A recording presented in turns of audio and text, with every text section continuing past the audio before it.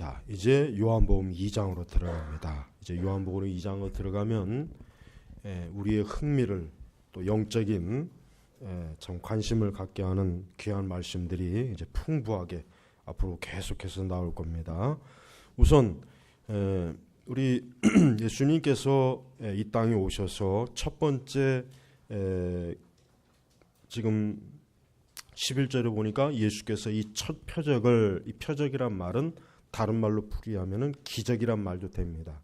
그래서 그냥 보통 표적이란 말도 쓰고, 성경에는 표적, 이적, 기적 이 세 용어가 서로 이렇게 혼합해서 혼동해서 계속 나와요.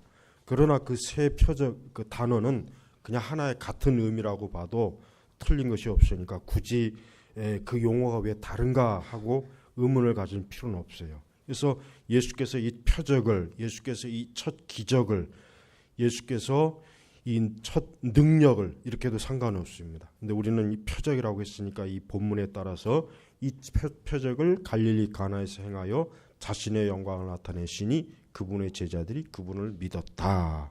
자, 예수님께서 이 첫 표적, 그러니까 예수님의 공생의 사역에서 첫 번째 이적, 기적이 바로 뭐예요? 갈릴리 가나에서 그 물을 포도주로 변화시키는 그 능력을 행하신 거예요. 그러니까 예수님께서 이제 공생의 3년 동안 엄청난 성경에 기록되지 않은 것까지도 포함하면 이 요한 사도의 말에 의하면 예수님의 그 행적은 이 세상일지라도 다 그 기록을 두기가 어려울 정도로 굉장히 많았대요. 그러니까 우리가 성경에 기록되어 있는 이적과 표적 말고도 실제로 예수님의 행하신 표적은 우리가 상상할 수는 없겠지만 아주 엄청나게 많은 거예요. 엄청나게. 그분의 하여튼 그 공생의 3년의 일상의 삶은 아마 아침부터 저녁까지 이 표적들, 기적들, 이적들이 넘쳐났을 거예요. 그런데 그 많은 표적, 이적 중에, 기적 중에 가장 먼저 이제 예수님이 딱 그 표적의 스타트를 어디서 끊느냐? 갈릴리 가나 혼인잔치에서 그 물을 포도주로 변화시키는 그 사건. 그래서 특별히 여기서도 요한은 예수께서 이 첫 표적을, 그러니까 이 첫 번째 표적을 굳이 강조하는 이유가 바로 그거예요. 그런데 자, 이 표적을 일으키신, 보이신, 행하신 이유가 뭘까? 여기 나와 있어요. 자신의 영광을 나타내시니, 즉 하나님의 아들 예수 그리스도의 영광. 어떤 영광이겠습니까? 신적인 영광을 나타내는 거예요. 즉 예수님은 단지 위대한 선생이 아니에요. 위대한 랍비가 아닙니다. 예수님은 그냥 단지 남들보다 약간 더 굉장한 능력을 가진 분이 아니라 이분은 하나님의 아들로서 신적인 능력을 가지신 분이에요. 바로 그 영광을 어떻게 해요? 이 갈릴리 가나의 이 혼인잔치에서 첫 번째로 나타난 거예요. 여러분, 지금도 그렇지만 우리가 기독교 역사 속에서 많은 이적과 기적에 대해서 얘기가 많아요. 그리고 사실 우리 시대 때에도 얼마나 여기저기서 이적과 기적을 행한다는 그런 사람들이 많죠. 그러나 중요한 게 있습니다. 누구의 영광을 드러내려고 하는 것이냐, 이게. 누구의 영광을 드러내게 하는 것이냐. 예수님께서는 뭐예요? 자신의 영광을 나타내시기 위해서 이 표적을 행하신 거예요. 그러니까 표적을 행한 목적은 예수님 자신이 하나님의 아들이시오, 구세주이시오, 메시아시오. 이분의 신적인 존재와 능력을 사람들에게 나타내 보이기 위해서 이 표적과 기적이 일어난 거예요. 그러니까 우리가 오늘날에도 혹시라도 누군가 표적과 이적을 행한다라고 막 여기저기서 떠든다고 해도 사실 우리가 조심해야 될 게 뭐냐면 그 표적과 이적이 무엇을 나타내고자 하는 거냐. 무엇을 나타내냐. 대부분 보면 어때요? 사람의 영광을 나타내요. 사람의 영광을 나타내요. 하찮은 그 사람, 내가 능력을 행했다, 내가 기적을 행했다, 내가 예수님께서 마지막 때 예수님 심판 때 앞에서 나는 이 땅에서 주를 위해서 이렇게 큰 일도 했고 저렇게 큰 일도 했고 하니까 예수님이 나는 너희들을 도무지 모르겠다. 왜 그렇게 했을까요? 그들이 예수님의 영광을 드러내지 않고 자기의 영광을 드러냈기 때문에 그런 거예요. 그러니까 우리가 조심해야 돼. 우리는 철저하게 예수님이 드러나는 것, 하나님의 영광이 드러나는 표적과 이적만이 진정으로 하나님의 역사에서 나온 것이지 그렇지 않은 건 다 마귀에게서 나온 거예요. 모세가 지팡이를 던졌을 때 그게 뭐로 변했습니까? 뱀으로 변했어요. 그게 누구를 드러내기 위함입니까? 모세입니까? 아니죠. 모세를 보내신 하나님을 드러내기 위함이에요. 애굽의 술사들도 나름대로 이적과 기적을 행했어요. 근데 그게 누구를 위한 것입니까? 바로를 위한 것이라. 마귀를 위한 것이라. 그래서 그들이 행한 이적과 기적은 하나님 앞에서는 뭐예요? 아무 가치도 없었던 거예요. 그러니까 오늘 사실 우리 시대에는 이 사기꾼들이 많아요. 사기꾼들이 얼마나 많은지 그 중에서도 뭐예요? 특별히 이적과 기적과 능력을 행한다. 성령의 은사, 성령의 역사를 행한다고 여기저기 나팔을 불고 광고를 하고 자기를 드러내고 자기의 이름을 내세우는 사람들이 있죠. 그거 다 마귀의 종들입니다. 우리는 일고의 가치도 없어요. 그들이 설령 엄청난 무언가를 했다고 해도 그들은 자기 예수님의 영광을 드러내는 것이 아니라 자기의 영광을 드러내려고 그 짓을 하는 거예요. 그러니까 우리는 그런 사람들에 대해서 조금도 우리는 관심을 가져서는 안 돼요. 우리는 그들에 대해서 저들은 그리스도의 원수예요. 원수. 하나님의 원수란 말이에요. 그러니까 조금 더 거기에 현혹이 돼서는 안 됩니다. 지금 시대에는 이렇게 예수님의 영광을 드러내기보다는 사람의 영광을 드러내는 사람들이 너무 많습니다. 저는 이것은 명백하게 잘못된 것이라고 우리가 반드시 분별해야 된다고 저는 강조하고 싶어요. 자, 그리고 또 그것뿐 아니라 그 하나님의 영광을 통해서 그분의 제자들이 그분을 어떻게 해요? 믿었다. 자, 우리가 여기서 알아야 될 게 뭐냐면 우리가 알다시피 요한복음 1장에서 이미 제자들은 예수님을 믿었어요. 믿었잖아요. 예수님을 믿었단 말이에요. 근데 여기서 왜 믿었다라고 왜 했을까요? 왜 성경에서 아니 그러면 그 전에는 안 믿었나? 아닙니다. 분명히 요한복음 1장에서 저들의 믿음은 사실이에요. 실제예요. 그럼 여기서 왜 성경에 그분을 믿었다라고 하는 이 표현을 쓴 이유는 뭐냐면 저들이 하나님의 아들 예수님의 신적인 능력과 영광을 보면서 더 예수님에 대해서 어때요? 그 믿음이 커졌다는 거예요. 커졌다. 즉 이전에도 이분이 특별하신 하나님의 아들 메시아 선지자들이 말한 그분이라는 걸 믿었어요. 믿으니까 예수님을 따라왔잖아요.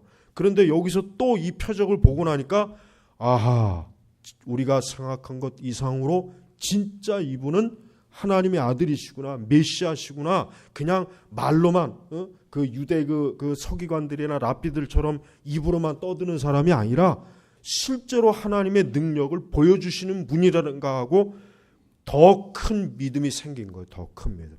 우리가 여기서 알 수 있는 건 뭐냐면 믿음은 여러분 커요. 믿음은 자랍니다. 확실히 믿음은 자라요. 우리가 구원받은 이후에 그때는 우리가 태어나는 거예요. 신생한 거예요. 우리는 이미 그때 예수님 믿어요. 하나님 믿은 사람이 되었어요. 그러나 거기서 멈추는 것이 아니라 뭡니까? 우리의 믿음이 자라는 거예요. 자라는 거예요. 이 제자들은 예수님을 보면서 너무나 도저히 사람으로서는 할 수 없는 그런 표적을 보고서 저들이 어때요? 너무나 놀란 거예요. 누가 이것을 할 수 있겠느냐? 누가 이것을 속임수로 할 수 있겠느냐? 이분이 하나님의 아들이 아니시라면, 메시아가 아니라면 어떻게 이러한 표적을 일으킬 수가 있겠느냐라고 어때요? 더 믿은 거예요. 그러니까 이들의 믿음이 요한복음 1장에 있을 때 믿음보다 어때요? 더 자랐다고 보면 돼요. 여러분들은 믿음이 자라고 있습니까? 여러분들은 믿음이 자라고 있어요? 믿음이 자라야 돼요. 믿음이 자라야 된단 말이에요. 사실 우리는 우리 자신의 믿음이 자라고 있는지 아니면 정체되어 있는지 아니면은 있는 믿음마저도 자꾸 이게 줄어들고 있는지 우리가 알아야 됩니다. 살펴봐야 됩니다. 내 믿음이 자라야 돼요. 하나님을 믿는 믿음, 하나님을 의지하는 믿음, 하나님을 신뢰하는 믿음, 우리가 성경이 믿어지는 믿음, 하나님의 살아계심과 능력에 대한 믿음이 자꾸 자라나야 되는 거예요. 자라나야 되는 거예요. 그래야 그게 온전한 장성한 자의 신앙이란 말이에요. 근데 자라지 않는다면 처음 예수 믿고 난 그때 그대로 더 이상 자라지 않는 믿음을 가진 사람도 있거든요. 그 사람들은 잘못된 거예요. 그 사람들은 분명히 신앙생활 지금 아주 잘못하고 있는 거예요. 성도 여러분, 믿어야 됩니다. 또 그 믿음은 어때요? 계속해서 자라야 돼요. 여러분이 만약에 믿음이 자라지 않으면은 그거 가지고 기도해야 돼요. 하나님, 왜 나는 처음 믿을 때보다 믿음이 더 자라지 않았습니까? 왜 내 믿음이 이렇게 정체되어 있습니까? 왜 내 영적인 믿음은 이렇게 오히려 더 쇠퇴하고 있습니까? 오히려 하나님의 은혜를 더 모르고 있습니까? 자기의 믿음이 자라지 않는 거에 대해서 굉장히 그걸 심각하게 여겨야지. 자기의 믿음이 분명히 뭔가 이게 자라지 않는데도 불구하고 그냥 편안하게 뭐 어쩔 수 없지 뭐 이렇게 지나가는 거지. 그건 안 됩니다. 믿음이 자라야 돼요. 제자들은 요한복음 1장 때 믿음보다 훨씬 더 나아졌어요. 예수님께서 행하신 그 가나의 혼인잔치 표적을 보고 그들이 1장에서 알았던 예수님을 더 크게 보았어요. 이제는 그들이 봤던 예수님이 더 크게 보이는 거예요. 야, 예수님이 정말 놀라우신 분이구나. 상상도 할 수 없는 이 표적을 행하시는 놀라운 분이시구나 해가지고 어때요? 그분의 제자들이 그분을 믿었다. 그러니까 더 확신을 가지고 예수님을 따른 거예요. 예수님을 의지한 거예요. 그래서 바른 신앙은 바로 이거예요. 믿음이 자랍니다. 믿음이 점점 계속 자라는 거예요. 이게 온전한 신앙이에요. 전 우리 모든 교우분들이 이렇게 믿음이 자라길 원해요.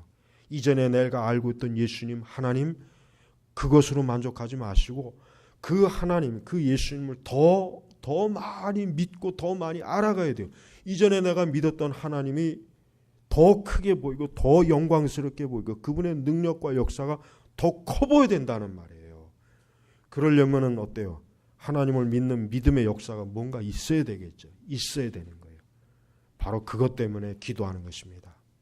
자, 이제 1절로 다시 넘어가면은 셋째 날에 갈릴리 가나에서 결혼잔치가 있었다. 예수님의 어머니가 거기에 있었고, 자, 그 당시 가나는 3군데가 있답니다. 3군데. 그런데 학자들도 정확히 어떤 지역인지 어떤 가나인지 모르지만 그러나 그 지역만큼은 갈릴리에 있는 가나는 확실하니까 일단 갈릴리에 있는 가나라고만 알고 있으면 돼요. 자, 그런데 셋째 날에 여러분, 우리가 이 성경을 이해하는 데 있어서는 굉장히 중요한 게 있어요.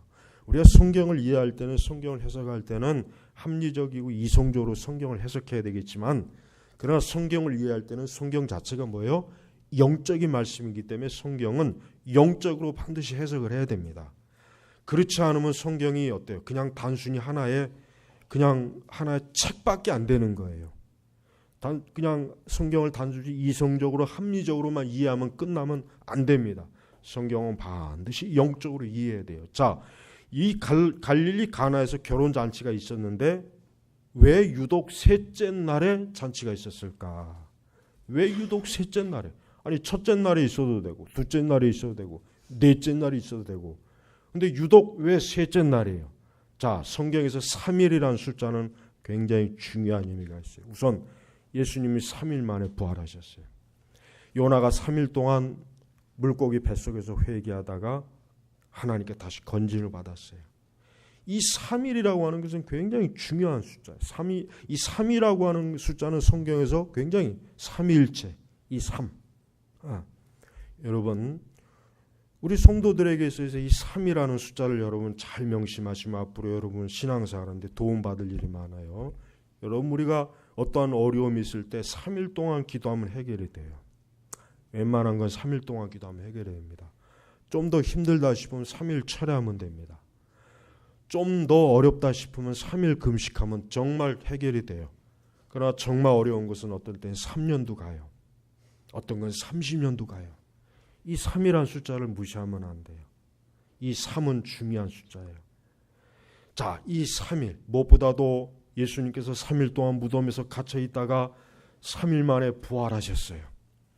사실 이 3이라는 숫자는 뭐예요? 우리 성도들에게 해방의 숫자, 해방의 숫자입니다. 갇혔던 거예요. 갇혔고 막혀졌던 이것이 확 뚫리는 게 이 3입니다. 여러분 이러한 성경 해석을 이상하게 생각하면 안 돼요. 여러분이 아도 핑크의 책 읽어보십시오. 아도 핑크 목사님은 성경 해석의 이 분야에 가장 탁월한 분이에요. 그분의 출애굽기나 그분의 요한복음이나 그분의 책 읽어보면은 진짜 탁월해요. 예? 어떻게 그렇게 성경의 그 영적 의미를 잘 해석하는지. 이 셋째 날 혼인잔치, 기쁨의 날이에요. 은혜의 날이에요. 이 날은 승리의 날이에요.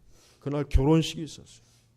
여러분 우리 성도들은 이 3이라는 숫자를 잘 기억하십시오. 여러분들이 하나님 앞에 기도할 게 있습니까? 그러면 각 3일을 한번 기도해 보세요. 3일 동안 하나님 앞에 그 문제를 가지고 작전 기도해 보십시오. 응답해 주셔요.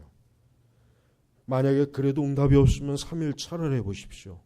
응답하십니다. 그래도 응답이 없으면 3일 금식을 해 보십시오. 그럼 응답이 돼요. 웬만한 건 다 응답돼요. 정말 어려운 것은 3주. 다니엘의 기도가 어때요? 21일 기도 3주잖아요. 3주.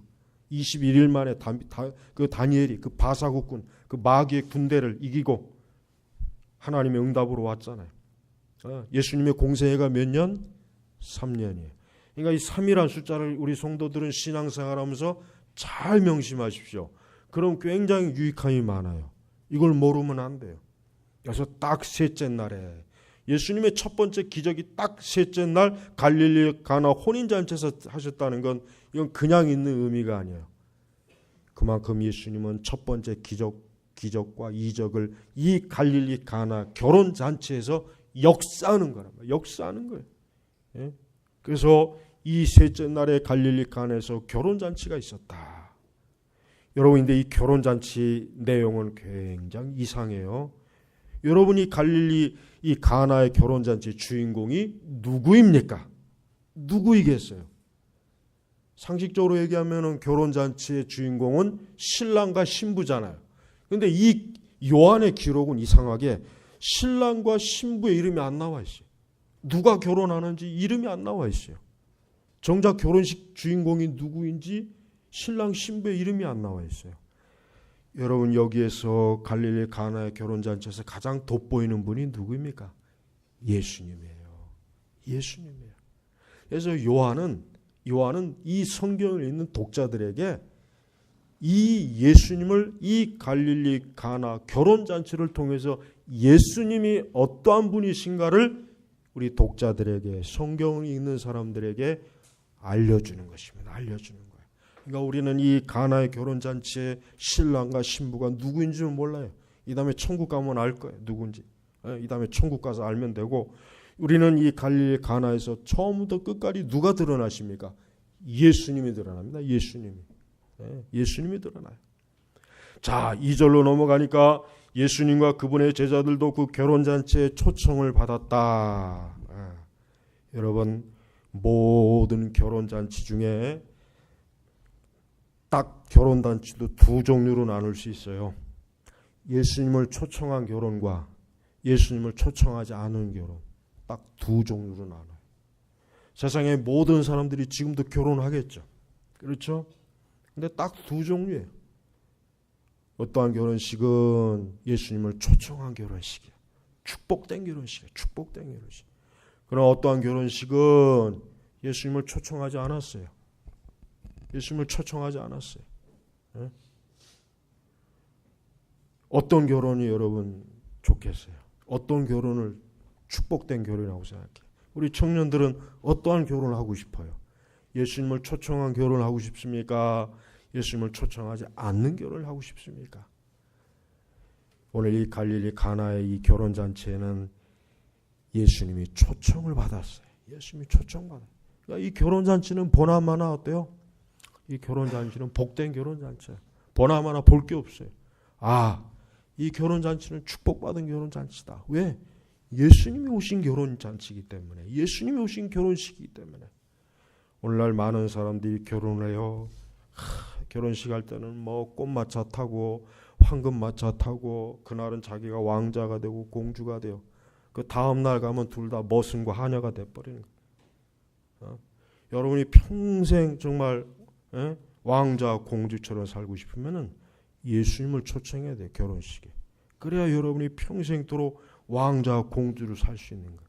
그러나 예수님이 없으면은 여러분은 평생도록, 사람은 예수님과 함께하는 결혼하지 않으면 그 평생 그 사람 그 결혼은 불행한 결혼이에요. 저주받은 결혼이에요. 자, 보십시오. 하나님께서 첫 번째 세상을 창조하시고 나서 아담과 하와를 결혼식을 일으키셨죠. 결혼식을 주재하셨어요. 그런데 그 하나님의 아들 예수님께서 첫 번째 기적도 뭡니까? 첫 번째 기적도 어디에서? 결혼식에서 행하셨잖아요. 그러니까 하나님께서 사람이 이 결혼을 한다는 건 굉장히 중요한 의미가 있다는 거예요. 우리는 이 성도들은 이 결혼 자체도 영적으로 봐야 돼요. 영적으로. 그냥 세상 사람들과 같이 세속적으로 바라보면 안 되는 거예요. 그러니까 이 성도들은, 우리 청년들은 결혼을 굉장히 신성하고 영적으로 봐서 이 결혼은 예수님이 함께 하시고 예수님을 초청하고 예수님께서 주재하시는 결혼이 돼야 되겠구나. 예수님이 함께 하시는 결혼이 돼야 되겠구나. 그런 생각 가지고 결혼해야 되는 거예요. 그래서 2절에도 예수님과 그분의 제자들도 그 결혼잔치에 초청을 받았다. 그런데 이 결혼잔치에 큰 문제가 하나 생겼습니다. 뭡니까? 3절에 보니까 포도주가 부족하게 되자. 여러분이 그 당시에 이 포도주가 결혼식 잔치에 포도주가 부족한 것은 이건 엄청난, 이건 가문의 수치요. 이건 재앙이에요, 재앙. 보통 이게 큰 문제가 아니에요. 이 포도주가 부족하다는 건 뭐예요? 그거는 손님들에 대한 접대가 소홀하고 하찮다는 거예요. 그러니까 굉장히 손님들이 불쾌한 거예요. 우리를 초청해 놓고 이 포도주가 떨어지는구나. 우리를 무시한 거구나. 예수님 당시에 이 유대인들의 이 풍습과 관습상에서 이 포도주가 부족한 것은, 이것은 정말 그 신랑과 신부와 그 양가에 있어서는 이건 평생 두고두고, 이건 평생 아주 그 사람이 죽을 때까지 그냥 이거는 입에 오를 수치가 된단 말이야. 저 사람들은 결혼할 때 포도주가 떨어졌대. 포도주가 떨어졌대.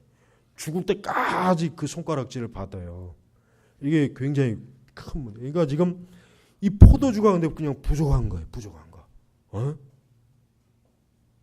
여기서 꼭 짚고 넘어가고 싶은 게, 여러분 우리 믿는 사람이 결혼하면은 이 술을 놔야 될까 말아야 될까? 이게 참 곤욕스러운 문제예요. 이 술을 놔야 되나 말아야 되나? 이게 참 곤욕스러운 문제예요. 근데 우리는 이 부분에 있어서 참 조심해야 돼요. 이 부분에 있어서 우리가 참 자칫하면은 이게 참 이게 잘못하면 이게 또 큰 시험거리가 된단 말이에요. 그러니까 될 수 있으면은 술을 이렇게 막 내놓지는 마시되, 그렇다고 어차피 오는 손님들이 있는데 그 사람들한테 또 술을 기어코 먹어야 된다고 한 사람한테는 그냥 먹으라고 주는 것도 나쁘지 않습니다. 그걸 꼭 죄라고 이렇게 양심에 매이지는 마세요. 그거 어쩔 수 없어요. 그러나 또 기꺼이 또 술 먹으라고 또 퍼주지는 마요. 너무 또 그냥 적당하게. 그래서 기어코 술을 먹어야 되겠다는 사람한테는 그냥 술을 먹도록 그렇게 하는 게 차라리 더 나았습니다. 자, 포도주가 부족하게 되자 예수님의 어머니가 그분께 말하기를 저들에게 포도주가 떨어졌다 하니. 자, 여러분 여러분 어머니 마리아가 드디어 나오죠. 근데 이상하게도 왜 포도주가 떨어졌는데 예수님의 어머니가 이걸 말할까? 그러니까 우리가 성경학자들의 추측에 의하면 아마 이 가나의 혼인잔치는 예수님과 친인척이 되는 결혼잔치일 것이다. 예수님 어머니가. 그러니까 이 어머니가 마리아가 어때요? 이 포도주가 떨어진 걸 근심 걱정하지. 그렇지 않았으면은 이렇게 근심 염려할 필요가 없을 것이다. 왜냐? 순수한 손님이라고. 그러니까 이 예수님의 어머니가 관련된 아마 일가 친척의 결혼식이었던 거예요. 그러니까 예수님도 초청받고 이제 예수님에게 어머니가 뭐예요? 마리아가 저들에게 포도주가 떨어졌다 하고. 그러니까 예수님의 어머니 마리아는 지금 굉장히 심각한 문제가 터졌기 때문에 이걸 어떻게 할까 하다가 누구에게 말합니까? 예수님에게 말하는 거예요. 예수님에게 말한 거예요. 예. 여러분, 우리 성도들은 어떠한 심각하고 어려운 문제가 생기면은 누구에게 가야 될까요? 저한테도 먼저 찾아오지 마시고 저한테도 먼저 연락하지 마시고 먼저 하나님 앞에 예수님께 아뢰십시오. 예수님께 아뢰세요. 이 마리아는 포도주가 떨어졌어요. 아까 얘기했죠. 이 포도주가 떨어진 건 오늘날 이 기준으로 생각하면 안 돼. 뭐 그깟 놈의 포도주 떨어진 것 같고 이렇게 난리를 치지. 아니요. 그 당시는 이건 보통 심각한 게, 그 집안이 잘못하면 멸물주화를 당할 정도 엄청난 심각한 거 이거. 그러니까 예수님 어머니가 예수님에게 포도주가 떨어졌다. 근심하는 거예요. 그러니까 예수님에게 뭔가 해결을 부탁하는 거죠. 여러분, 우리 성도들도 그래요. 우리가 살아가면서 사람이 어려운 일을 당하면요, 사람이 급한 일을 당하고 어려운 일을 당하면은 예수님에게 찾아가시. 예수님에게 찾아가야 돼요. 그게 당연한 거예요. 근데 그 당연한 걸 잘 못해요. 그죠? 그 당연한 걸 잘 못하더라고. 그 당연한 거예요. 예수님에게 찾아가십시오. 예수님에게 가서 사정을 얘기하는 거예요. 예수님에게 가서 내 사정을 아뢰는 거예요. 예수님에게 가서 내 형편을 아뢰는 거예요. 예수님에 가가지고 내 이 모든 지금 이 급한 상황, 어려운 상황을 그분에게 아뢰세요. 그러면 돼요. 그럼 반드시 해결되는 길이, 해결될 길이 열리게 돼 있어요. 예수님에게 가서 해결을 요청하는데 해결 안 되는 일이 뭐가 있겠어요? 다 되는 거예요. 다 되는 거예요. 자, 근데 예수께서 여기서 약간 좀 이상한 말씀하세요. 여자여, 그것이 나와 당신과 무슨 상관이 있습니까? 내 때가 아직 오지 않았습니다. 예수님께서 굉장히 그 어머니에게 퉁명스럽게 얘기해요. 퉁명스럽게. 굉장히 아들의 입장에서 어머니가 얘기하면 좀 부드럽게, 그럽니까? 그래요. 어떻게 하죠? 어떻게 해결해 봐야 되겠. 이게 아니라 그게 저하고 뭔 상관입니까? 저는 아직 저의 때가 되지 않았습니다. 여러분, 예수님의 이 대답을 인간적으로 해석하면 안 됩니다. 예수님은 굉장히 중요한 대답을 한 거예요. 자, 예수님은 이제 더 이상 마리아의 아들로서의 삶이 아닙니다. 이제는 뭡니까? 그분은 이제 하나님의 아들로서 비로소 공생애를 시작하는 거예요. 그러니까 예수님은 뭐예요? 이제는 어떤 마리아의 개인적인 부탁을 들어주고 안 들어주고 그런 차원이 아니라 이제는 하나님 아버지의 여기서 보니까 내 때, 이 때가 뭘 말하겠어요? 예수님의 구속의 사역의 때를 얘기하는 거예요.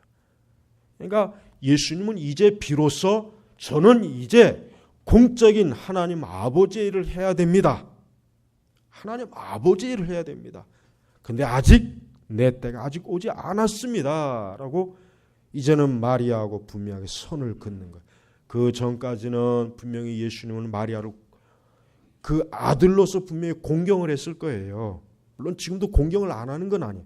그러나 예수님은 좀 더 이제 당신 자신이 뭐예요? 하나님의 아들 메시아로서의 그 공적 십자가의 구속의 사역, 하나님께서 주신 그 십자가의 구속 대속의 사역을 이루시기 위한 그 길을 이제는 막 출발하는 거예요. 근데 아직은 내 때가 아닙니다. 라고 그렇게 하는 거예요. 근데 여기에서 마리아는 굉장히 우리에게 좋은 본을 보여줬습니다. 어떻습니까? 그분의 어머니가, 즉 마리아가 하인들에게 말하기를 이분이 너에게 뭐라고 하든지 그대로 하여라 라고 하였다. 예, 이분이 뭐라고 하든지 그대로 하여라. 그대로 하여라. 그대로 하여라. 예. 여러분, 우리 마리아의 이 신앙을 본받아야 됩니다. 왜 그렇습니까? 마리아는 아들 예수님에 대해서 이제는 어느 정도 마리아는 그 어릴 때 성전 사건도 그렇고 예수님과 함께한 그 시간 속에서 마리아는 이 아들 예수가 하나님의 특별한 사명을 가지고 이 땅에 오신 분이라는 걸 이제 어느 정도 감지를 했어요. 그래서 사실 포도주가 떨어졌을 때도 예수님에게 얘기한 거예요. 그래서 이 마리아는 예수님의 말을 마음에 두고 일단은 이분이, 이 예수님, 이 아들 예수, 이분이 너희에게 뭐라고 하든지 그대로 하여라. 이제는 마리아 자신이 뭐예요? 하나님의 아들 예수 그리스도를 공경하는 본을 보여주신 거예요. 공경하는 본을 보여주신 거예요. 그러니까 이 마리아는 이제는 아들 예수가 아니라 이제는 뭐요? 하나님의 아들 예수 그리스도로서의 그 공적인 하나님의 일을 이제는 하시겠구나 하고 이제는 어때요? 그거를 깨달은 거예요. 그렇기 때문에 제자들에게 이분이 너희에게 뭐라고 하시던 분명히 마리아는 믿음이 있었어요. 분명히 아들 예수께서는, 하나님의 아들 메시아 예수님께서는 분명히 무언가를 하실 것이다라는 뭔가 믿음과 기대가 있었던. 그러니까 그 하인들에게 뭐라고 하시는지 그대로 하여라 그랬어요. 여러분, 우리의 참된 신앙의 모습은 뭡니까?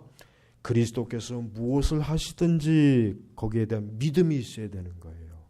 믿음이 있어야 되는 거예요. 마리아가 비록 즉각적으로 예수님으로부터 포도주가 떨어졌습니까? 그럼 내가 지금 즉시 해결해 주죠. 이런 답은 못 얻었어요. 그렇지만 마리아는 분명히 예수님께서 무언가를, 자기의 요청에 대해서 무언가를 하실 것이라고 하는 믿음을 가지고 있었어요. 그러니까 하인들에게 그 믿음대로 이분이 뭐라고 하시던 그대로 하여라 라고 이렇게 얘기한 거예요. 그렇습니다. 참된 신앙은요, 하나님을 끝까지 기대하고 바라보는 거예요. 여러분, 조급해하지 마십시오. 우리 신앙의 가장 나쁜 게 뭐냐면 조급한 거예요. 조급한 거. 너무 빨리 하나님의 어떤 즉각적인 그거를 얻으려고 그 조급해요. 여러분 때또래 여러분을 고통스럽게 하고 괴롭게 하는 거 아주 지독스럽게 오래 갈 수도 있어요. 또 여전히 뭔가 해결 안 되고 안 풀어질 수도 있어요. 그러나 그럴지라도 예수님께서는, 하나님께서는 지금 무언가를 하고 계셔요. 하나님은 지금 무언가를 분명히 하고 계셔요. 여러분, 그걸 믿으십시오. 하나님께서 아무것도 하지 않은 것 같아도 내 감정은, 내가 느끼기에는 그렇다지라도 하나님은 그냥 가만히 계시는 분이에요. 하나님은 항상 자기 백성을 위해서 일하시는 분이에요. 그러니까 무언가를 하시는 분이라는 거예요. 우리가 기도할 때 때때로 아주 눈꼽만큼도 기도 응답이 안 보일 때가 있어도 그래도 어떠한 믿음을 가지고 있어야 되냐면, 그리고 실제로 어떠냐면 하나님께서는 내 기도에 대해서 무언가를 지금 하고 계시다니까요. 우리는 몰라요. 그래 하고 계셔요. 진짜 하고 계셔요. 그게 지금 당장 안 보이고 안 잡혀서 그렇지, 내가 지금 하나님께 구하고 요청하는 기도에 대해서 하나님은 지금도 계속 거기에 대해서 뭔가를 하고 계시단 말이에요. 그러니까 낙심할 필요가 없어요. 지금 당장 기도 응답이 없다고 해서 낙심할 필요가 없어요. 해결이 안 된다고 해서 낙심하지 마세요. 하나님은 지금도 뭘 하고 계세요. 자, 보십시오. 6절에 가니까 진짜 예수님 뭘 하고 계세요. 어떻게?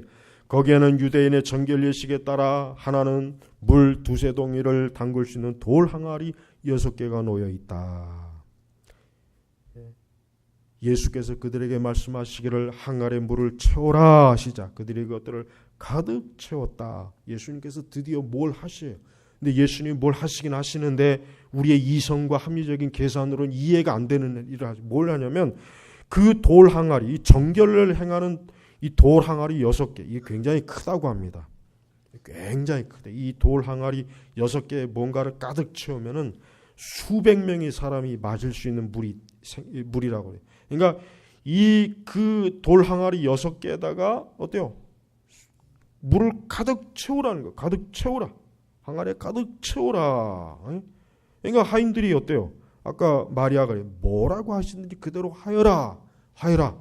이 하인들의 믿음이 참 온전한 믿음이에요. 여러분, 아까도 제가 얘기했지만은 신앙이라고 하는 것은요, 단순히 합리적인 계산으로만 되는 게 신앙이 아니에요. 이게 우리가 세상 사람들이 이해하지 못하는 영적인 원리예요. 여러분, 신앙은 영적인 거예요. 하여튼 죽었다 깨어나도 신앙은 처음부터 끝까지 영적인 겁니다. 그러니까 우리의 이성과 합리적인 계산으로 이해가 안 돼도 하나님께서 하라 그러면 하는 거예요. 하나님께서 이렇게 하라 그러면 하는 거예요. 하나님의 계명이 이렇게 해라, 지켜라, 따르라, 순종해라, 하지 말아라, 하라 그러면 그대로 하는 거예요. 자, 이 하인들이 어떻게 했습니까? 하인들이 굉장히 이해할 수 없는 일을 예수님이 요청했어요. 그 돌의 항아리에 물을 채워라. 물을 채워라? 여러분들 하인들 입장에서는 아니 지금 포도주가 없는데 왜 물을 채우라 그럴까? 하고서 예수님의 제자에게 예수님에 가서 묻는다든가 항의한다든가 왜 그럽니까? 전혀 그런 게 없어요. 그냥 하라는 대로 하자.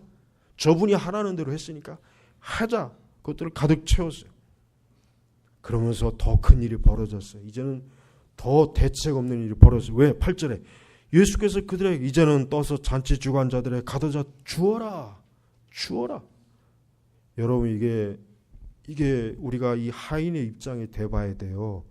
이게 빈 물을 갖다 떠줬다가는 맞아 죽습니다. 이것들이 어디서 이게 우리를 놀리나?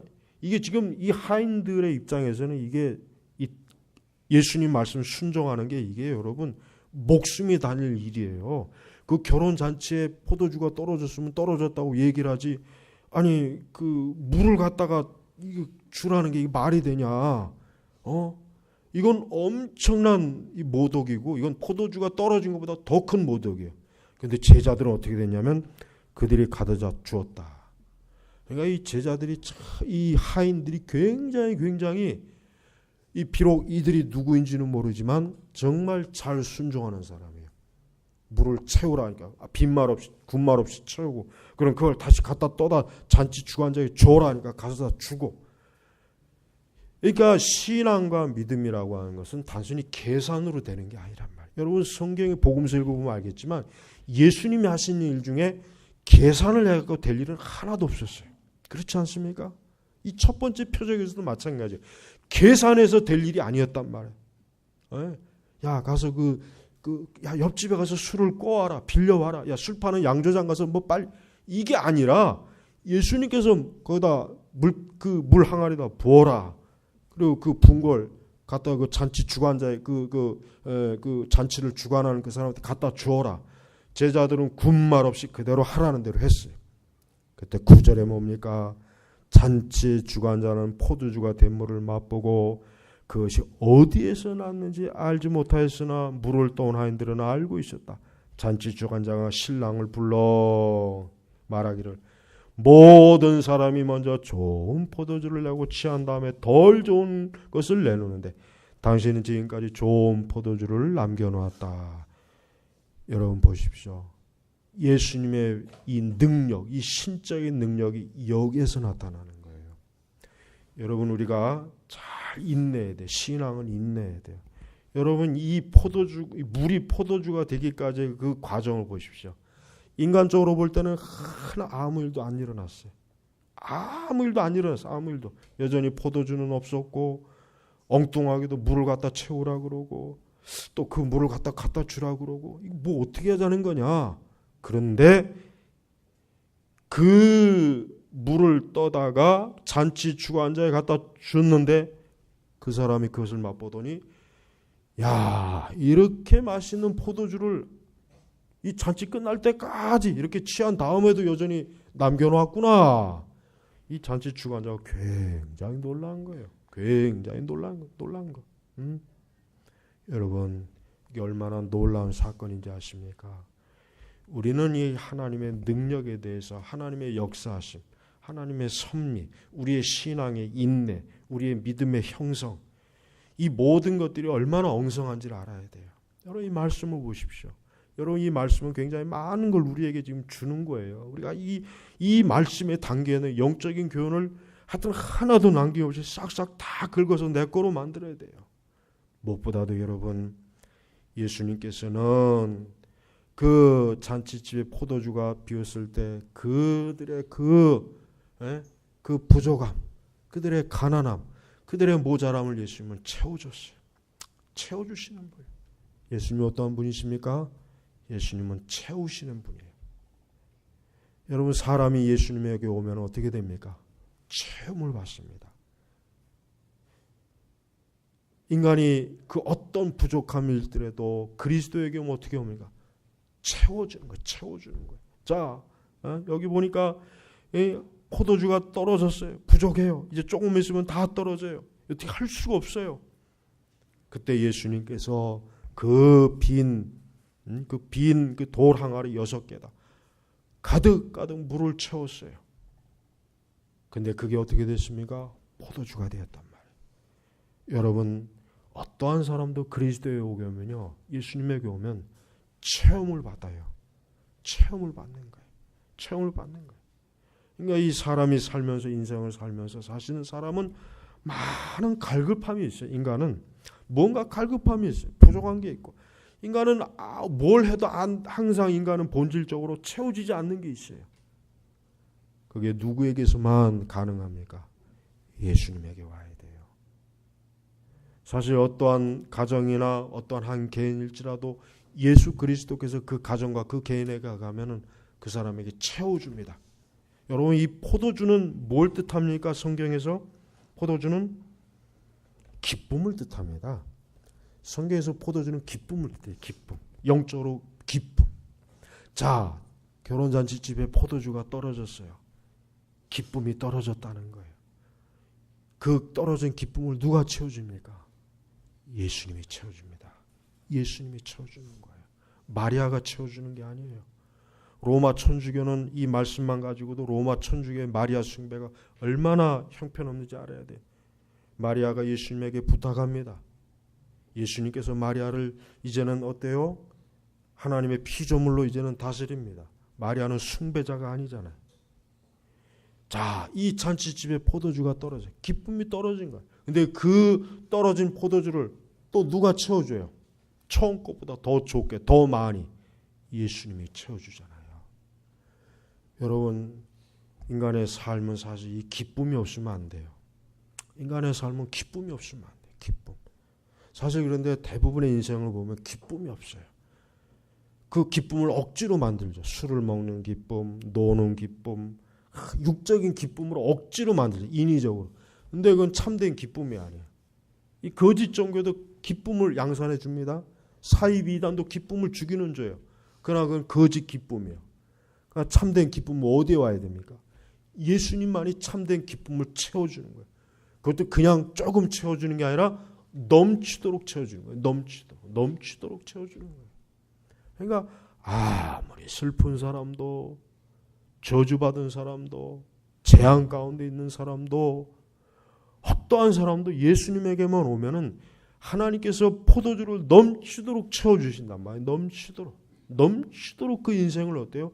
기쁨으로, 기쁨. 이 기쁨은 그냥 기쁨이 아니라 육적 기쁨이 아니라 영적인 기쁨으로 채워주시는 거예요. 채워주시는 거예요. 한번 상상해 보십시오. 이 잔치집이 얼마나 기쁨이 넘쳤겠어요. 랍비들은 포도주가 떨어지면 기쁨도 없다고 그러거든요. 랍비들은 잔치집에 포도주가 떨어지면 기쁨도 없다. 아주 랍비들이 이런 식으로 얘기를 하는데, 더 좋은 포도주가 이렇게 막 넘쳐나니까 막 몇백 명이 먹을 수 있는 포도주가 그 동이에 물항 아래에 있으니 얼마나 이 결혼식 잔치가 어때요? 막 그냥 막 기쁨이 넘쳐나지 않겠어요? 한번 상상을 해봐요. 바로 이거예요.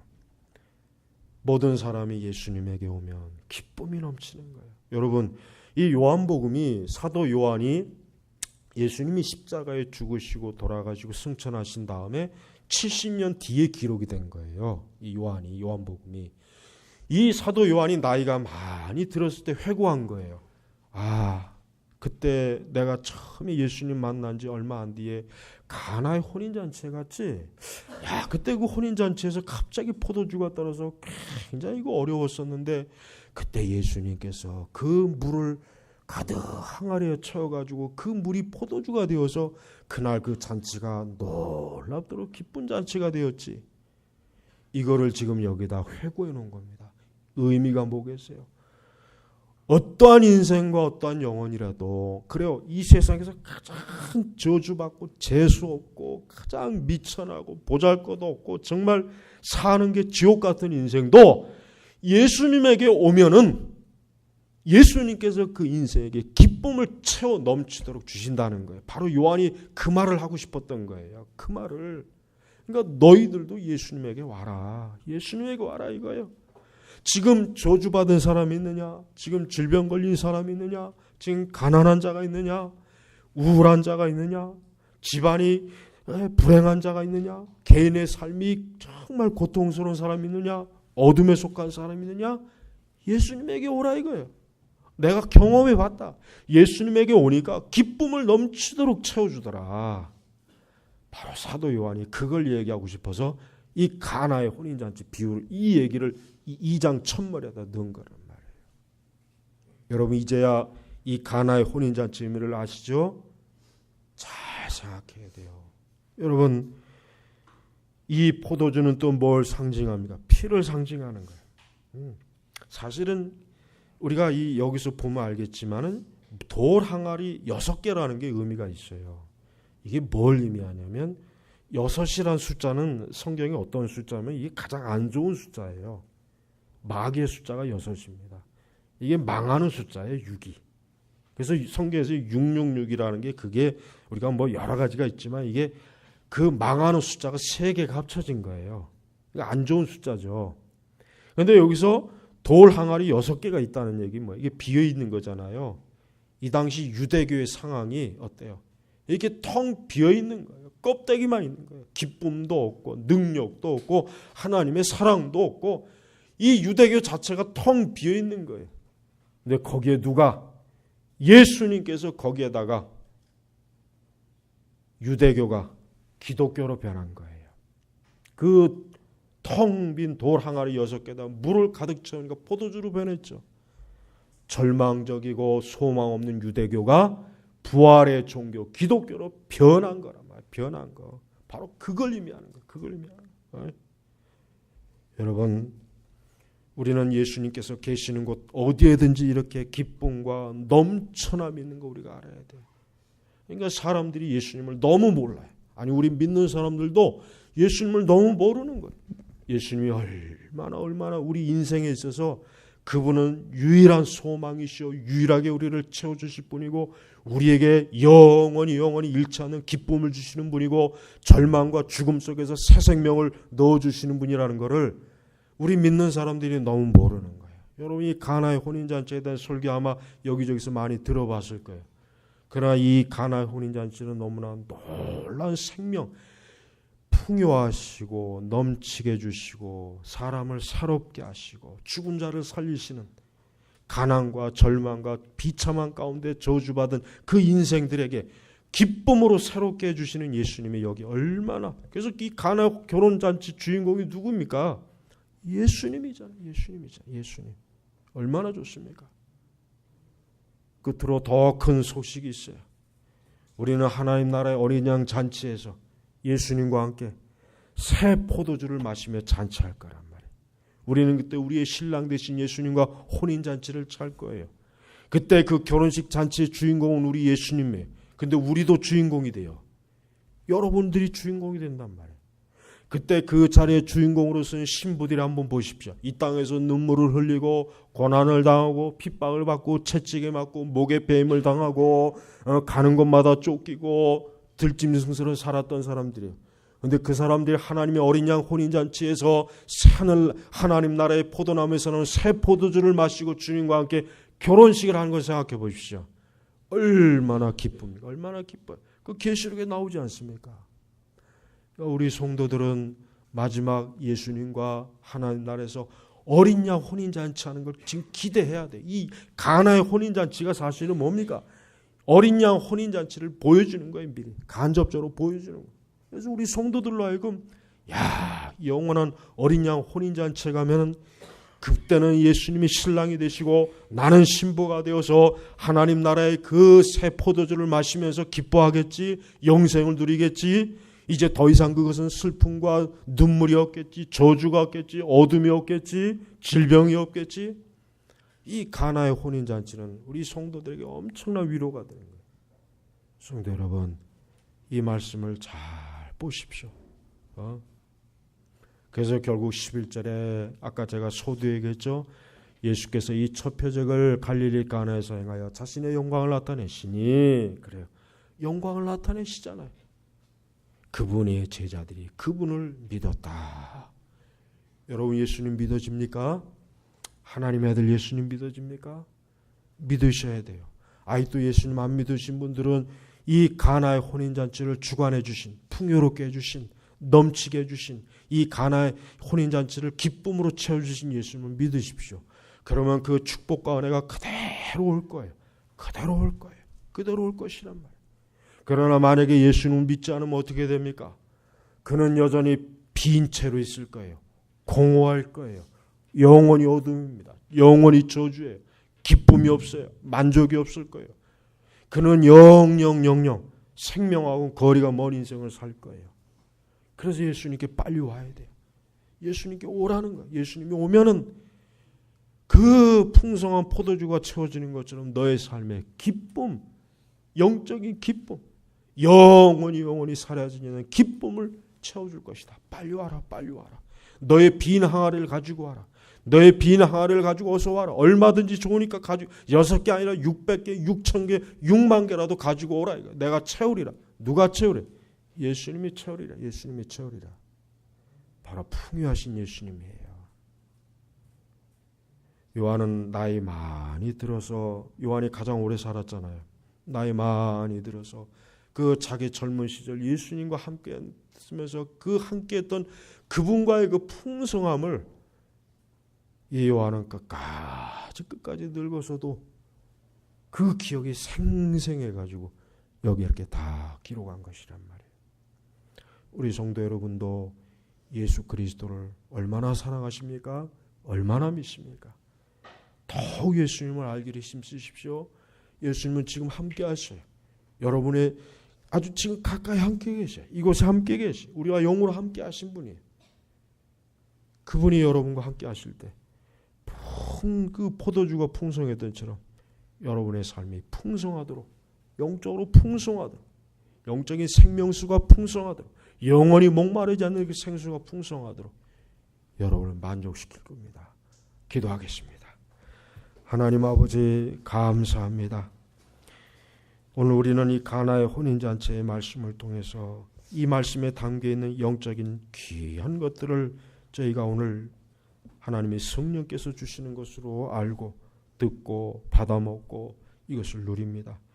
오늘 이 예배 자리에 있는 모든 성도들이 이 가나의 혼인잔치에 참여한 사람들과 같이 주님이 주시는 그 참된 영적인 기쁨, 영생의 기쁨, 그 새 생명의 기쁨을 풍성하게 먹고 마시게 하여 주시옵소서. 감사드리며 예수님의 이름으로 기도 올렸습니다. 아멘.